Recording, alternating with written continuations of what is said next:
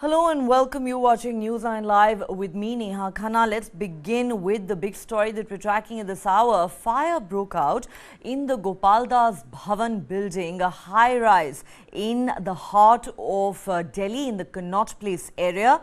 The fire erupted on the 11th floor of the building. 15 fire tenders from the Delhi Fire Department were rushed to the scene. The firefighters are actively working to contain the blaze and prevent the spread. There is at the moment no information available on whether anyone has been hurt in this fire and what caused it.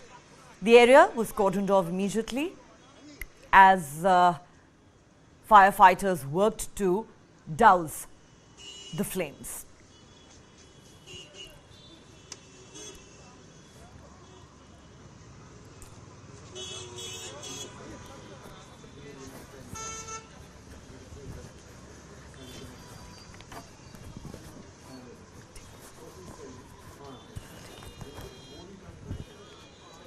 All right, so these are visuals of the Gopaldas building, Gopaldas Bhawan, as we said, in the heart of the national capital, in the very busy, bustling Connaught Place area that is, in fact, home to many offices as well as a huge market.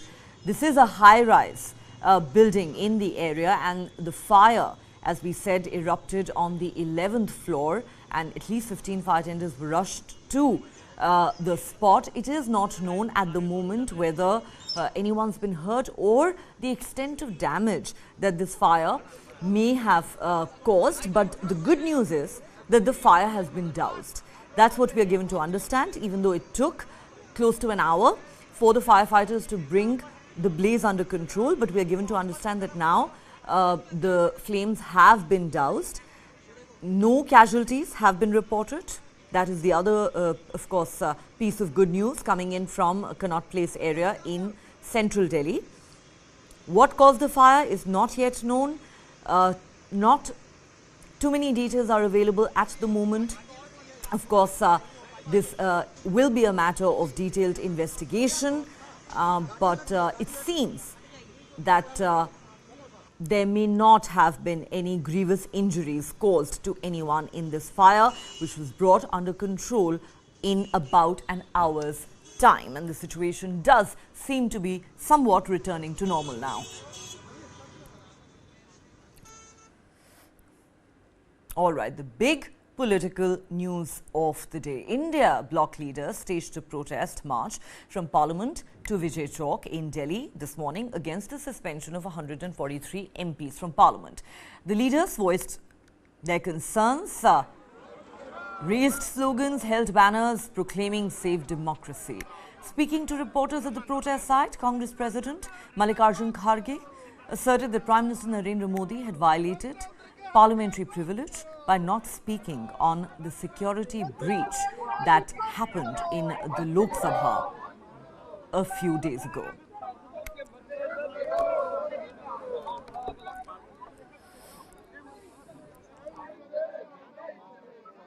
आज हम जो ये protest कर रहे हैं, ये protest सरकार के खिलाफ ये आंदोलन है। सरकार ये नहीं चाहती, मोदी जी ये नहीं चाहते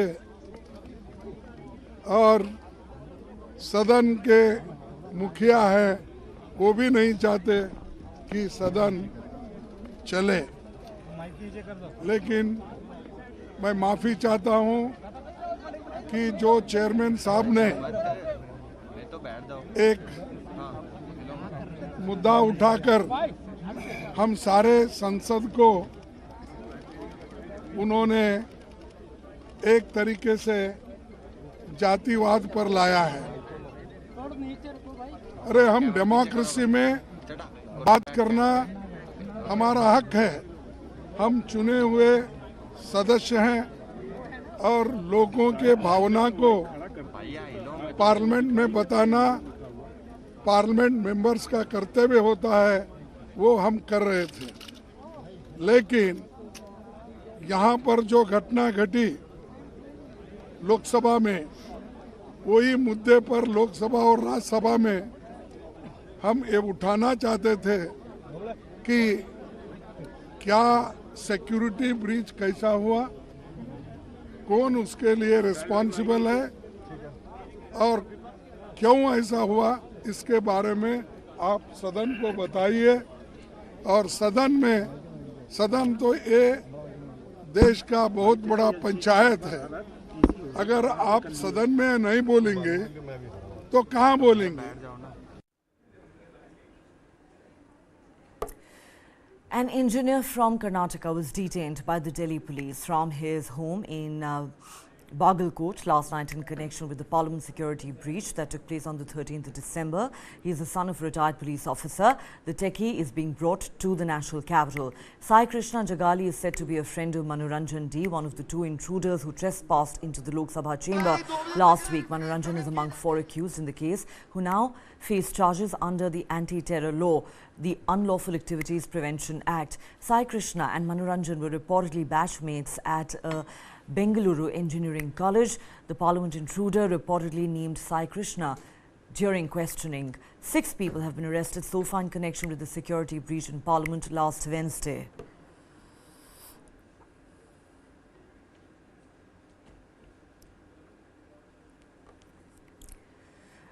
The Madras High Court has sentenced Tamil Nadu Education Minister K. Ponmudi to 3 years of simple imprisonment. Ponmudi suffered a major jolt on the 19th of December, with the Madras High Court convicting him and his wife P.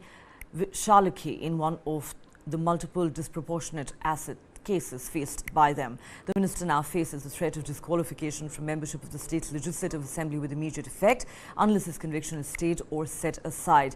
His request for an appeal to the Supreme Court will be considered on the 21st of December. He is likely to approach the Speaker for suspension of sentence so that he can appeal in the Supreme Court. The case dates back to the period when the DMK was in power from 2006 to 2011. Ponmudi and his wife Vishalakshi were prosecuted by the AIDMK regime in 2011 for allegedly accumulating assets beyond their income. The investigation in the case was led by Viluppuram District Anti-Corruption Superintendent of Police. More than 100 people were investigated and charge sheets filed in the case. It was alleged that Minister Ponmudi and Vishalakshi had accumulated more than 1.36 crore in assets. In 2016, a lower court acquitted K. Ponmudi of the case, but the acquittal was set aside and Ponmudi was convicted subsequently.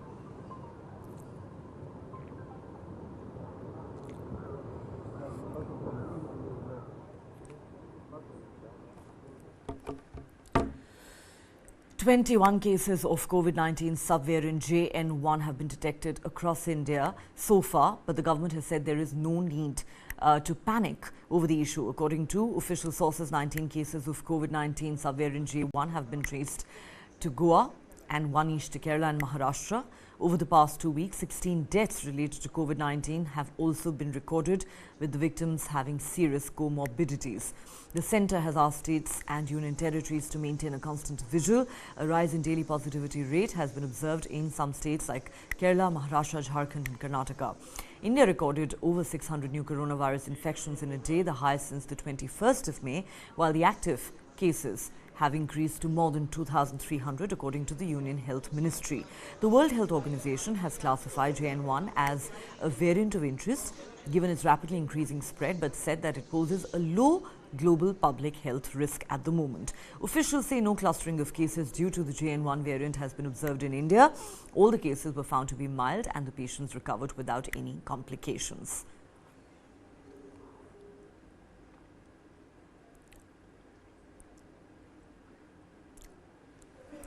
Following the rise in COVID cases owing to the emergence of the JN1 subvariant, the Karnataka government has decided to ramp up testing and is now aiming to test at least 5,000 people a day by Saturday. So far, on an average, 2,600 people are being tested every week. The health department has directed the district health officials to ensure all the severe acute respiratory illness cases and at least 1 in 20 influenza-like illness cases should be tested for COVID. We had a discussion with the Union Health Minister and all other ministers, and basically they have asked us to continue our preparation, keep vigil, increase our testing and ensure that all oxygen and beds and ventilators and all that is all in place. And any major outbreak, the government should be prepared to handle it. But they are saying this variant has been, the JN.1 variant, has been around for almost a few months now across the world, and there's no need to panic. It's a subvariant of the Omicron. So just keep testing more. Karnataka is now the highest in India in number of tests in the last 24 hours. So we have a target of increasing it to 5,000 by Saturday. So do test more, find out more, and then later on we can see what else to do. It's no guidelines, no restrictions on movement, no restrictions on gatherings, all that. But we advise precautions for people. Our advisory is to take precautions for people when they're in crowded places. Better to wear a mask. That advisory we have already given. In Rajasthan, Rajasthan's capital, Jaipur, has been placed on high alert due to a new variant of COVID. 2 fresh cases of coronavirus were reported to Jaisalmer as well. The state's medical department has been instructed to stay alert and make necessary preparations following the rise in COVID cases nationwide. A graded response system is emphasized to ensure immediate treatment of the patients.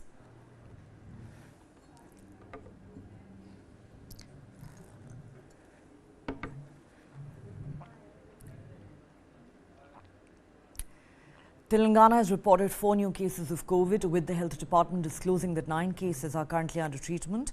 More than 400 tests were conducted on Tuesday. New guidelines have been issued emphasizing the vulnerability of individuals between 20 and 60. Children under the age of 10, pregnant mothers and those above 60 are advised to limit outdoor activities.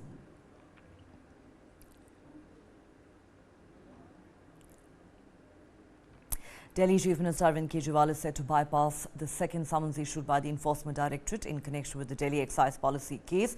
Kejriwal, who was summoned to appear before the ED today, has called the summons illegal and politically motivated. This marks the second time that he has been summoned in this case, with Kejriwal previously terming the summons unsustainable in law and motivated. In a letter to the Enforcement Directorate, the Delhi Chief Minister referred to the previous summons as a fishing and roving exercise.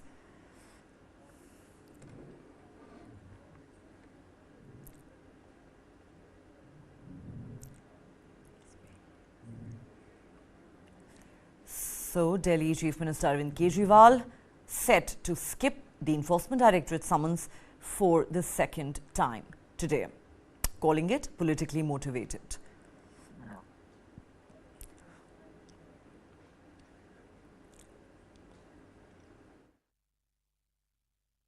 Bhajpa अगर किसी से डरती है तो वे अरविंद केजरीवाल से डरती है। वो अरविंद केजरीवाल को कमजोर करना चाहती है।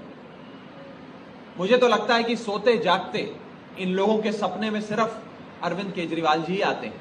माननीय मुख्यमंत्री जी 19 तारीख से विपस्सना पे प्रस्थान करेंगे। वे रेगुलरली जाते हैं विपस्सना के लिए और ये उनका pre scheduled, pre announced plan है। वे वकीलों से सलाह कर क्या जवाब देना है, ईडी को जवाब देना है, नहीं देना, क्या करना है, आगे की रणनीति कानूनी जरूर तय करेंगे।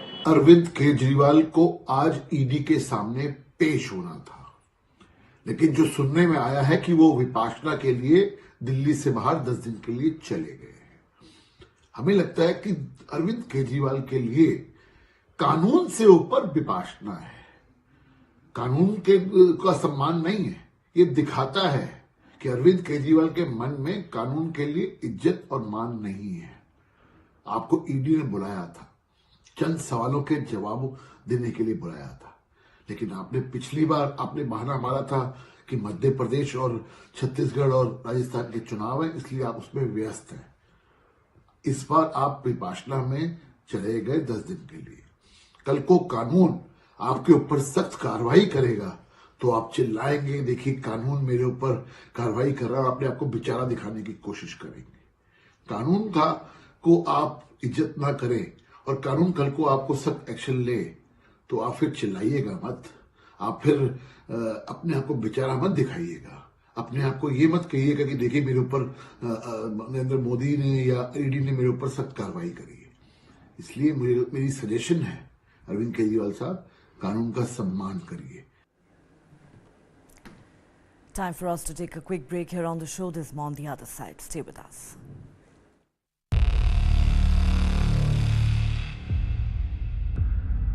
वर्ष 2070 तक भारत नेट जीरो का लक्ष्य हासिल करेगा. There's certainly a wall of capital coming into the clean tech, climate tech space, not just in India but across the world.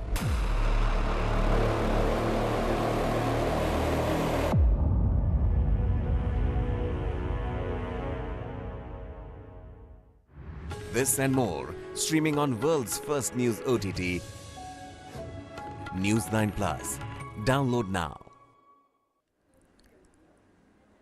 Welcome back. Ayodhya is gearing up for the Pran Pratishtha ceremony scheduled to be held on the 22nd of January. The city is being embellished with lights and preparations are in full swing to decorate and illuminate Ayodhya for this upcoming ceremony. For the grand opening of Ram Temple, Vadodara will dispatch 108 feet long incense sticks crafted from Panchgavya, Havan materials in cow dung. These massive incense sticks weigh 3,500 kilos and cost over 5 lakhs. The intricate process took 6 months for completion and they will be transported in a 110 feet long chariot. Before the enthronement of Ram Lala on the 22nd of January, a garland of pearls in the name of Ram is being made. People from all over the country have sent pearls and Ram's name is written on every pearl. Arrangements are being made for all the basic facilities like teen city, hospital, restaurant to accommodate 15,000 sadhus. Amid global unrest, a symbol of communal harmony emerges. Lord Rama statues for the upcoming Ayodhya inauguration are crafted by a Muslim sculptor, Major Jamal Uddin. Meanwhile, Chief Minister Yogi Adityanath is in Ayodhya to commence with Ram Lala worship at Hanumangadi and Sri Ram Janmabhoomi complex, followed by on-site inspections and a review of development works and law and order at Circuit House.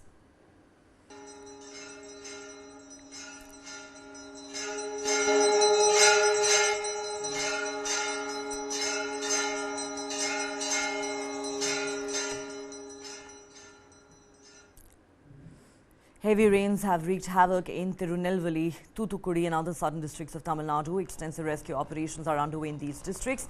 The Indian Air Force has deployed helicopters for rescue and relief works in the affected regions. The Indian Army is also engaged in rescue works. Over 100 people were brought to safety from the flood-affected areas of Thoothukudi's Vasapuram area.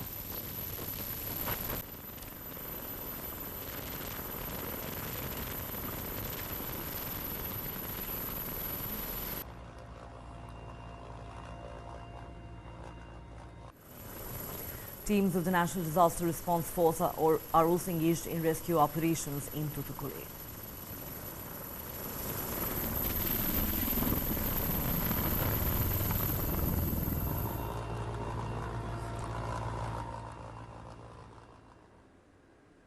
In a bid to highlight normalcy and garner global recognition for the traditional Kashmiri winter attire, Fairan, an international Fairan Day, was organized at the historic Clock Tower in Lal Chowk. Youngsters gathered to celebrate the cultural essence of Fairan and Kashmiri. A life-size cutout of Prime Minister Modi adorned the Kashmiri traditional dress.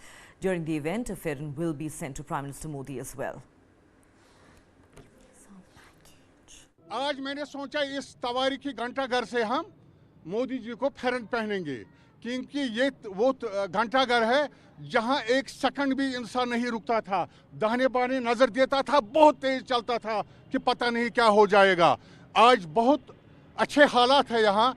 हम मोदी जी को नमस्कार भेजते हैं कश्मीर से, और खासकर मैं मोदी जी को कहना चाहता हूँ कि यहाँ के बेरोजगार जो है, पढ़े लिखे हैं, उनको आप रोजगार दीजिए। यहाँ अब हम सियासतदानों ने जो हमें 370 के लिए पता नहीं कहां से कहां झूठ बोल दिया, ठगिल कर दिया, कश्मीरी की सादगी जो है नाजायज फायदा उठा दिया। अब मेरी अपील है ज़ाती तौर, कश्मीर की सयाहत को कुछ सालों से तो फरोग मिलता ही है। अब यहाँ के बेरोजगार पढ़े लिखे नौजवान जो है उनके लिए कुछ रोजगार की सोचें, ताकि ये फैरन आपकी वसातत से, मीडिया की वसातत से ये मैसेज मोदी तक पहुँचे। जी देखिए, आज चिलई कलान का पहला दिन है, 21 दिसंबर का दिन है आज, और साथ ही साथ इंटरनेशनल फेरन डे जो कि पिछले साल एक सीज़न शुरू किया था चिनार कोर इंडियन आर्मी ने और Kashmir Institute of Fashion technology ने मिलके। आज भी आप देख रहे हैं घंटाघर जो लाल चौक का एक हिस्टोरिक लोकेशन है, यहाँ पर कश्मीर के अलग अलग इलाकों से जो मॉडल्स रिप्रेजेंट करते हैं कश्मीर फैशन इंडस्ट्री को, वो सारे यहाँ आज इकट्ठा हुए हैं और कोशिश कर रहे हैं कि जो चिलई कलान का पहला दिन है, जो ठंड का मौसम शुरू होता है, ठंड का सीज़न शुरू होता है, इसमें हम हमारे इस रिवायती ट्रेडिशनल आउटफिट को, जिसको फेरन कहते हैं, उसको शोकेस करें, उसको प्रमोट करें, क्योंकि पिछले कई सालों में देखा गया है कि फेरन को एक इंटरनेशनल मुकाम मिला है, डिफरेंट कंट्रीज़ में इसको पहना जा रहा है। और इसी चलते हुए इस साल भी हम इसका सीज़न 2 ऑर्गेनाइज कर रहे हैं, जहाँ पे we are highly thankful to Indian Army, Chinar corps और Kashmir Institute of Fashion Technology, जिन्होंने मिलकर इस चीज़ को ऑर्गेनाइज़ किया है आज यहाँ घंटाघर पे। और 23 को ये सेम मेन शो होगा SKICC में। देखिए, सबसे पहले आप सबको इंटरनेशनल फेरन डे मुबारक हो और चिलई कलान की आमद मुबारक हो। एक ज़माना था जब कश्मीरी चिलई कलान से डरता था, बर्फ़ होगी, ठंड बहुत होगी।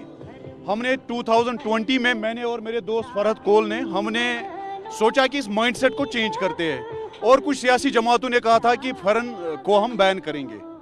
फिर हमने इसी तवारीखी लाल चौक पे फेरन लगाकर हमने एक धरना दिया, एहतजाज भी था और हमारे कल्चर का रिवाइवल भी था। फेरन एक सिंबल है जिसमें कश्मीर का मुसलमान, कश्मीर का हिंदू, सिख भाई, हमारे गिलगित बल्तिस्तान के जो बल्ती बाई है, मुजफ्फराबाद के मीरपुरी बाई, हम सारे लोग फेरन से जुड़ जाते हैं, क्योंकि फेरन हमारा एक यूनिटी वाला सिंबल भी है। Pheran is not just a cloth, it's not an attire, it is one of the many cultural symbols of Kashmir. तो हमने इस चीज़ को रिवाइव किया और शुक्र है, परसों में जम्मू में था, अभिनव थिएटर में भी फेरन डे मनाया गया हमारे कश्मीरी पंडित भाइयों ने। बहुत ही खूबसूरत और कल्चरल फेस्टिवल था वहाँ पे।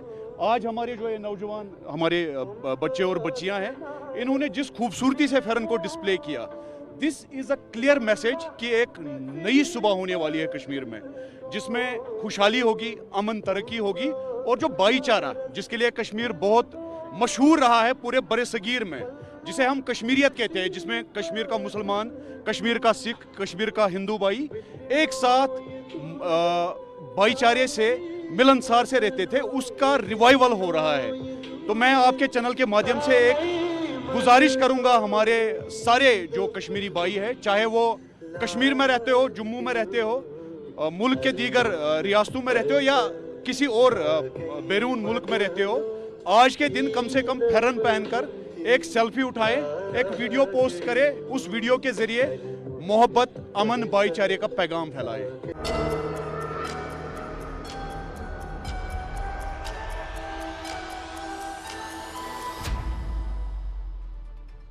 The following content may contain visuals that are disturbing, graphic, or sensitive in nature. Viewer discretion is advised. This material is intended for mature audiences and may not be suitable for all viewers. Please exercise caution while watching, and if you find such content distressing, we recommend discontinuing viewing. This disclaimer is provided to ensure awareness and to prioritize viewer well-being. It's been 76 days since Hamas's first attack on Israel. Cut to today, more than 20,000 Gazans have lost their lives in the war between Israel and Hamas. Let's get you a complete lowdown. At least 12 have been killed in explosions near Rafah Hospital, according to the Gaza Health Ministry.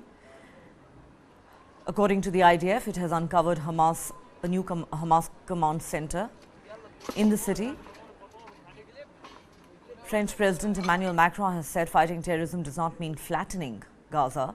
And according to the latest figures put out by the Health Ministry of Gaza, at least 20,000 Palestinians have been killed so far.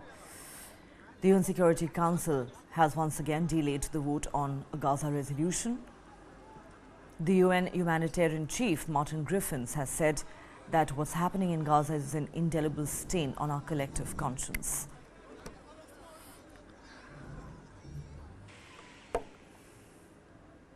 Israeli Prime Minister Benjamin Netanyahu has issued a warning to Hamas, reiterating his vow to eradicate the group. Netanyahu's message to the group is surrender or die. In televised comments that suggested any possible new truce under consideration would be short-lived, Netanyahu reiterated the war would only end when Hamas is eradicated, all hostages are freed, and Gaza no longer poses a threat. אנחנו ממשיכים במלחמה עד הסוף. היא תימשך עד לחיסול החמאס, עד לניצחון. מי שחושב שנעצור, פשוט לא מחובר למציאות. לא נפסיק את הלחימה עד להשגת כל המטרות שהצבנו. חיסול החמאס, שחרור חטופינו והסרת האיום מעזה. אנחנו תוקפים את החמאס באש תופת, בכל מקום, כולל היום. אנחנו גם תוקפים את עוזריהם מקרוב ומרחוק. כל מחבלי החמאס, מהראשון עד האחרון, הם בני מוות. יש להם רק שתי אפשרויות, להיכנע או למות. On Wednesday, the Israeli army released footage claiming to show strikes in Lebanon. In a statement, the Israeli army mentioned that its aircraft struck a series of Hezbollah targets, including infrastructure and military sites. Israel and Hezbollah fighters have been exchanging fire along the frontier almost daily since the war in Gaza commenced more than 2 months ago. The violence has resulted in the death of more than 130 people in Lebanon, including 94 Hezbollah fighters and 17 civilians. In Israel, the hostilities have claimed the lives of 8 soldiers and 4 civilians.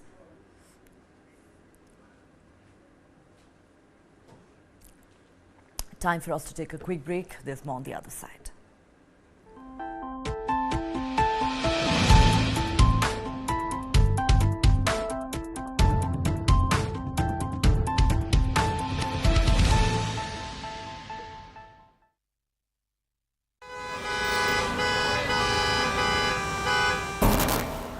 Bangalore traffic is an example of something that has gone wrong with our system.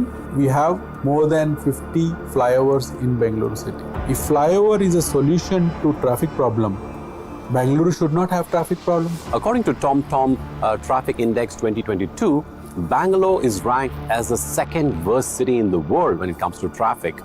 The speed limit at the ORR is 80 kilometers per hour, but our vehicle has only moved 10 kilometers per hour. What Bangalore needs is a surgery, but what we have been offered repeatedly are band-aids.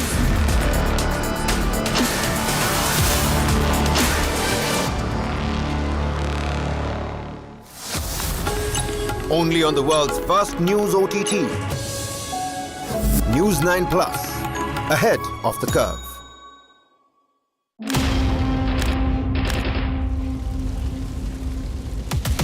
The scale of the attack was something that we were surprised at.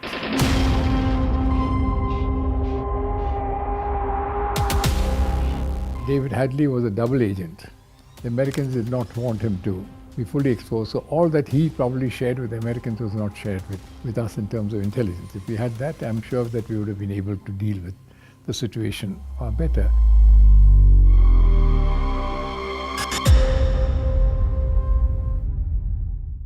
This and more, streaming on world's first news OTT, News 9 Plus. Download now.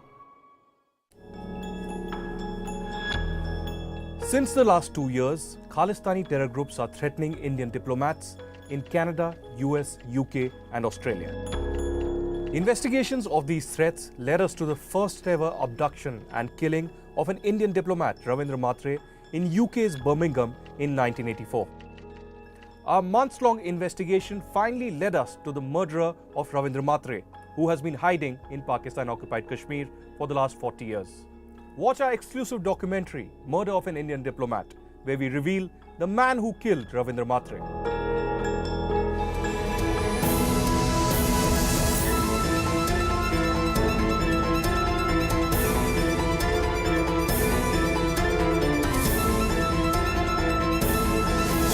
Stop searching, start streaming. Download the world's first news OTT, News 9 Plus, ahead of the curve.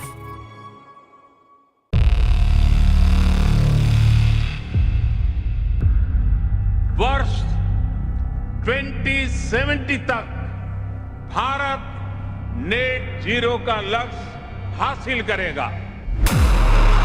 There is certainly a wall of capital coming into the clean tech, climate tech space, not just in India but across the world.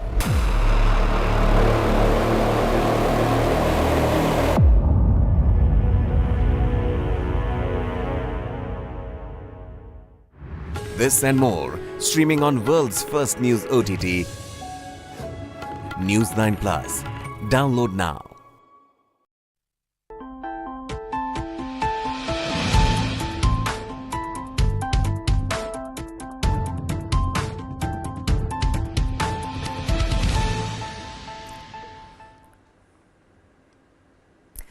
Welcome back. US Secretary of State Antony Blinken, speaking at an end-of-year press briefing, spoke about a strengthened partnership with India and heightened cooperation within the Quad involving India, Japan and Australia.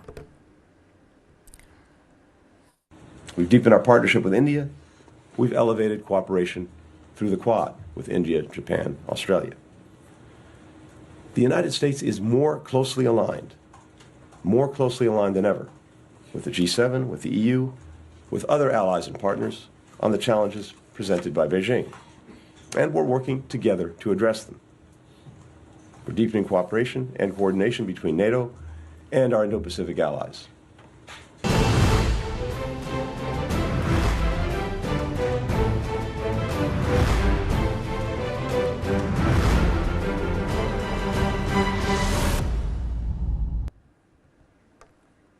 Former US President Donald Trump is expected to challenge the Colorado Supreme Court ruling that he will not be eligible to run for president in the state's primaries. Here's a report. Donald Trump has been disqualified from serving as US president and kicked out of the presidential primary election in Colorado next year. The state's highest court made the historic decision on Tuesday over the former president's role in instigating violence against the government in the Capitol attack by his supporters on January 6, 2021. The 4-3 ruling by the Colorado Supreme Court was based on a rarely used provision of the U.S. Constitution. Section 3 of the 14th Amendment bars officials who have engaged in insurrection from holding office. Trump is now the first presidential candidate in history to be disqualified from the White House under that rule. The majority justices acknowledged the judgment was uncharted territory, but said, quote, "We do not reach these conclusions lightly." Trump's campaign said they will appeal the ruling at the U.S. Supreme Court, calling it flawed and undemocratic, while Trump accused the Democrats of election interference at a campaign rally in Iowa. Crooked Joe Biden and the far-left lunatics are desperate to stop us by any means necessary. They are willing to violate the U.S. Constitution at levels never seen before in order to win this election. The case was not brought forward by Biden, but a group of Colorado voters backed by a nonprofit called Citizens for Responsibility and Ethics in Washington. In a statement, the nonprofit said the court's decision is, quote, "not only historic and justified, but is necessary to protect the future of democracy in our country." The lawsuit is seen as a test case for a wider effort to strike Trump off state ballots under the 14th Amendment. Tuesday's ruling overturns a lower court's judgment in Colorado that concluded Trump did engage in insurrection, but that, as president, Trump was not an officer of the United States who could be disqualified under the provision. It now sets the stage for the U.S. Supreme Court to potentially consider whether he's eligible across all 50 states to serve as president again. Half of the judges that make up the top court's conservative majority are Trump appointees. From Putin's uncanny encounter to campaign trail bots, here are the week's top stories from the AI revolution. Explore the rise of bots in the upcoming US presidential elections. Watch this report. From when Putin met his double to how bots are gearing up for the US presidential election. And I'm an artificial intelligence volunteer for... This is Generation AI. Vladimir Putin has met his AI twin. At his annual news conference, the Russian leader was posed a question by a digital version of himself. Aptly enough, the clone asked Putin if he had a lot of lookalikes. Bots are taking to the US campaign trail too. Democratic candidate for Congress in Pennsylvania, Shemaine Daniels, is using an AI-powered robocaller to contact voters. My name is Ashley, and She says the bot, dubbed Ashley, doesn't just recite a script, but can tailor its approach to each individual. If the person answering is kind of going in a direction that's inappropriate, Ashley has the ability to kind of end that conversation. But on our end, we've made sure that she can't tell lies about me. So whatever she shares will be something that is true. Google says it will limit how much its Bard chatbot has to say about next year's US presidential election. The restrictions will kick in early next year. Facebook owner Meta has already said it will bar political campaigns from using its AI tools. Pope Francis has been thinking about AI too. He has called for a legally binding international treaty to regulate it. The Catholic leader warned of a technological dictatorship threatening human existence. And bankrupt pharmacy chain Rite Aid has been banned from using AI facial recognition to watch customers for 5 years. U.S. watchdogs say it used the tech to identify shoplifters, but wrongly tagged some innocent shoppers as criminals. Britain's Defence Ministry has released images claiming to show a down-suspected attack drone by Navy ship HMS Diamond in the Red Sea. Following this, the Defence Ministry announced on Tuesday that HMS Diamond would join a US-led international task force aimed at safeguarding commerce in the region. The task force, consisting of HMS Diamond, 3 US destroyers and a French warship operating in the southern Red Sea, focuses on protecting navigation, trade and countering non-state actors in international waters to ensure safety and freedom. A surge of migrants continue to arrive at a key Rio Grande crossing near Eagle Pass in Texas in the U.S. This influx follows the enactment of a new state law, SB 4, backed by Republicans, granting Texas officials sweeping authority to detain, prosecute and deport individuals crossing the border unlawfully. SB 4 criminalizes illegal entry into Texas from foreign countries. It even allows judges to order deportation with potential 20-year prison terms for non-compliance. Adding to this, U.S. border officials shut down 2 freight rail bridges between Texas and Mexico on Sunday due to an uptick in migrant smuggling through Mexico via trains.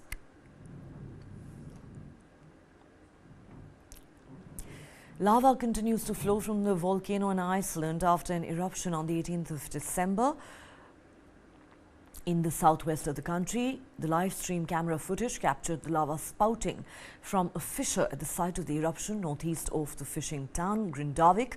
Authorities last month evacuated nearly 4,000 inhabitants of the city, about 40 kilometers southwest of the capital city, allowing them back intermittently to check on homes put at risk by the tremors. Officials say the lava appeared to be flowing away from the nearby town and the intensity of the eruption was dropping, offering hope that homes would be safe even though seismic activity could last for months.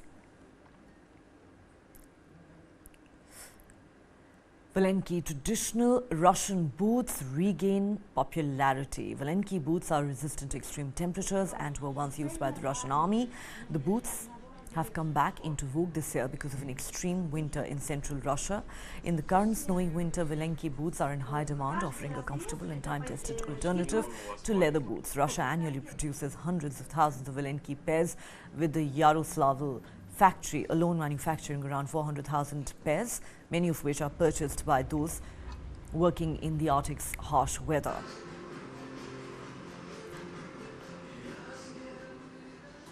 Lupin, a legume from the pea family, has emerged as a sustainable alternative to soy for plant protein. Lupin can thrive in diverse climates, demands less intensive agricultural practices, and thus can be a viable alternative to soy in providing soy-friendly nutrition.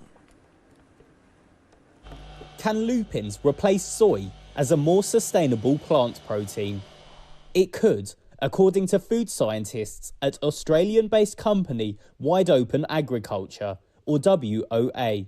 Lupins are sort of the unsung hero or the unrecognised hero of a new source of plant protein that can rival soy, pea and fava, which are the 3 big incumbents. Lupins are legumes belonging to the pea family.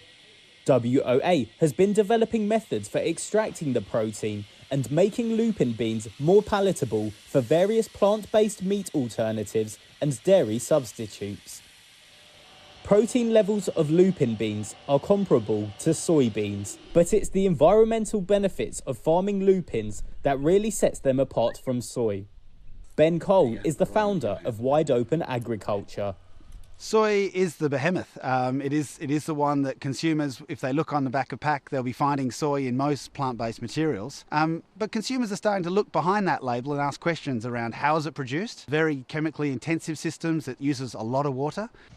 Environmental groups have questioned the sustainability of soy farming.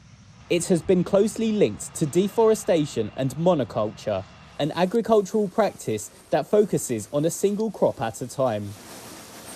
Lupins, on the other hand, thrive in diverse climates and require less intensive agricultural practices than soy.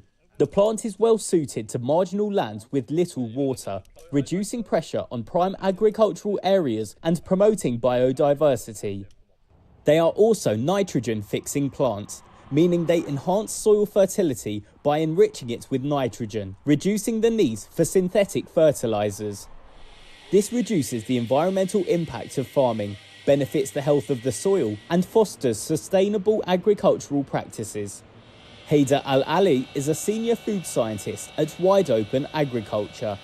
Food manufacturing companies and scientists around the world, I think, in a race looking for new alternatives, because due to the already updated information about climate change, it is happening, it is a real thing. One of these possible alternatives can be lupin as a solution for this problem.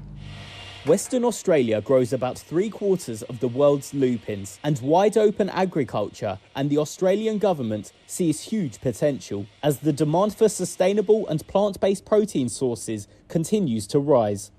Jackie Jarvis is the Minister for Agriculture and Food, Forestry and Small Businesses in the Western Australian government. We know that we're competing with soy, but this is a different market, I think. I think it's that market for people who are looking for that environmentally sustainable product.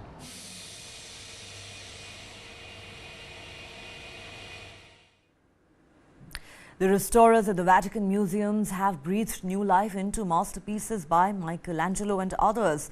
An elite team of 36 members is responsible for looking after thousands of square meters of wall paintings, including the Sistine Chapel frescoes, framed oil paintings and wooden statues. The teams face a number of challenges in restoring the paintings and statues. They have to often keep their emotions at bay and use scientific techniques to ensure the restoration. Restorers have to repair or remove mistakes of their predecessors who worked for decades or centuries ago with rudimentary techniques. Somebody told me that it doesn't matter if we have in front of us there is a Michelangelo or the painting of our grandmother painting. Our approach has to be exactly, the dedication is to be exactly the same. But in this case, I feel even more honored because I was a woman, I repeat, and considering that I'm a painter also, so I feel very close to her. Important to be humble in this job, to respect the work and also to have a scientific background, to understand also the materials, because we work at such a close range to the work of art. So the restorer is the person who is in contact with the work of art. So we have to understand the material. The team's efforts are being showcased in an exhibition at the Vatican Museum celebrating the 100th anniversary of Vatican Museum's art restoration excellence.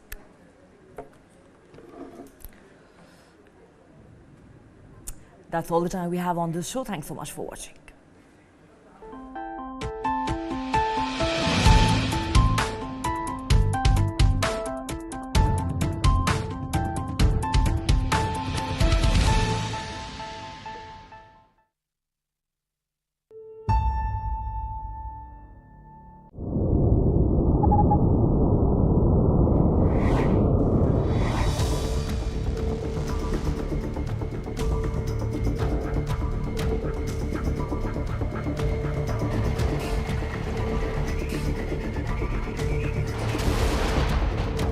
I was in New York City I teach at Pace University, and I was sitting in my office and I was working, and I got a call from one of my nephews, Naftali, who had connections with Princeton.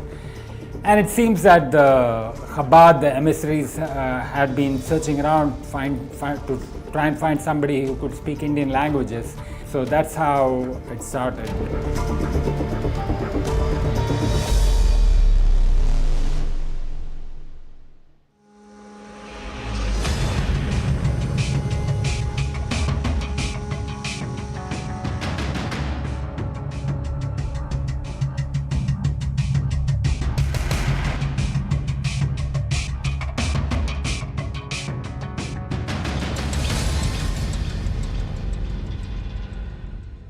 Hello? Go ahead and tell him that we have progress.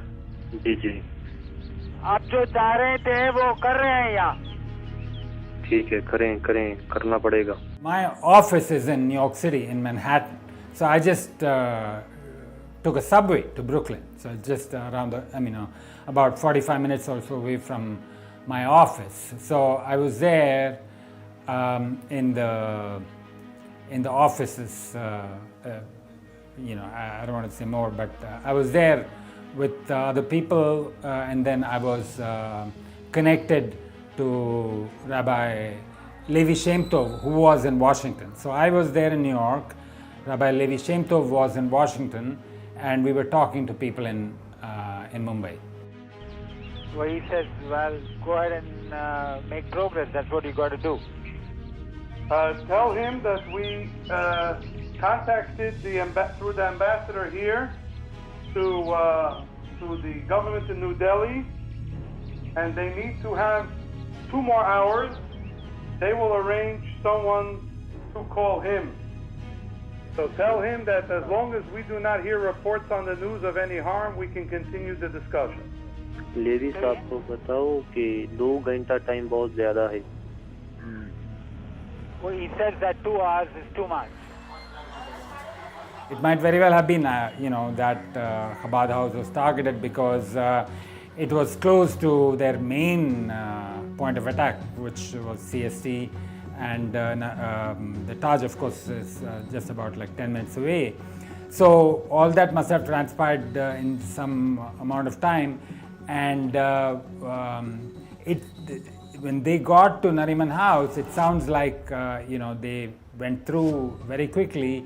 You must remember that all the Chabad houses all over the world are very hospitable places. They're open. They're not secret. They didn't used to be secretive. They didn't used to be closed. Really, the purpose was to bring in, any Jews who might be traveling around the world. It was like a home away from home for them. So it must have been fairly easy for these people to get in. And it's not, of course, I don't know exactly what happened, but they probably, I'm guessing, killed a lot of people right at the beginning, because we never had a chance to talk to the rabbi. But the people, the Chabad people, when they heard that there were all these things happening in Mumbai, and also there had been an attack on Nariman House, so they were trying to get in touch with Rabbi Holzberg, but he wasn't picking up the phone. Ultimately, again, I don't know this firsthand. I heard about it. Somebody picked up the phone and was speaking Urdu. So of course they didn't know what language it was either, but ultimately they figured out what it was, and they were trying to get hold of somebody who could translate. And of course, it would be preferable if it were somebody who was Jewish. So finding somebody who's Indian that they could communicate with easily, and who could help, that's sort of a small set of people. And I was fortunately in a position where I could help. आप तंदुरुस्त हैं ना, यानी आपको कोई नुकसान नहीं पहुंचा है ना, यानी आप ठीक ही हैं ना? अल्लाह का शुक्र है, हम लोग ठीक है. सीना वीना गोलियां चला रहा है, लेकिन हम देख रहा है अभी उसको थोड़ा बर्दाश्त कर रहा है. अगर बात बनता है लेवी साहब को बोलो तो ठीक है, वरना हम फिर सीना को भी भून देगा और इनको भी भून देगा. I don't know exactly whether there were any hostages alive at that time or not, but we were acting on the assumption that there were hostages. I mean, I don't remember the exact details, but essentially it transpired, he said his name was Imran. Now, he was speaking Urdu, so the concern of the Chabad people was obviously the lives of the people who were there. There was Rabbi Holzberg, his wife Rivka, and their child, and as I mentioned before, there are always a lot of visitors, Jewish visitors usually, who are in Chabad House. There were Indians who were working there as well.